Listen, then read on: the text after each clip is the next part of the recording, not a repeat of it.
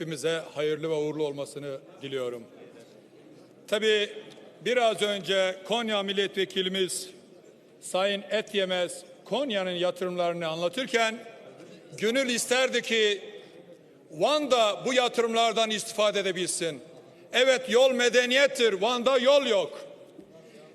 Enerji medeniyettir, Van'da enerji yok. Su medeniyettir, Van'da su yok. Hangisini sayayım değerli arkadaşlar? Yani deniz var, denizi kirlettiler, denizi. Van denizini kirlettiler. Vanlılar Van Gölü'ne Van Denizi diyor.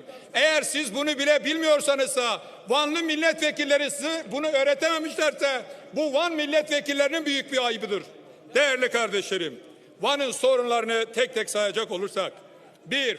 İmar sorunu var. 2. Van Gölü'nün kirlilik sorunu var. 3. Çevre yolu sorunu var. 4. Genç işsizlik oranı çok yüksek. 5. Pandemi öncesinde Van'da 15 uçak günde uçarken şimdi 7 ve 8 uçak uçuyor arkadaşlar. 15 uçaktan 7-8 uçağa indi.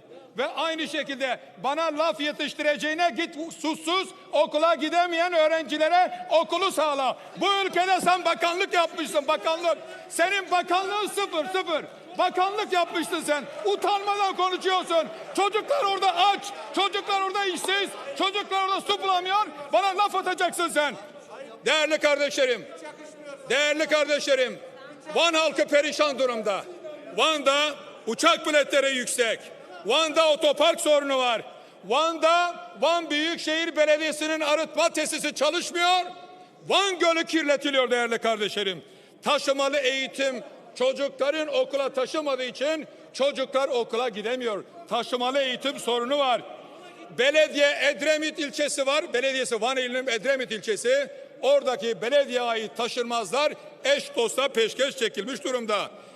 İran-Van sınırı 287 kilometre.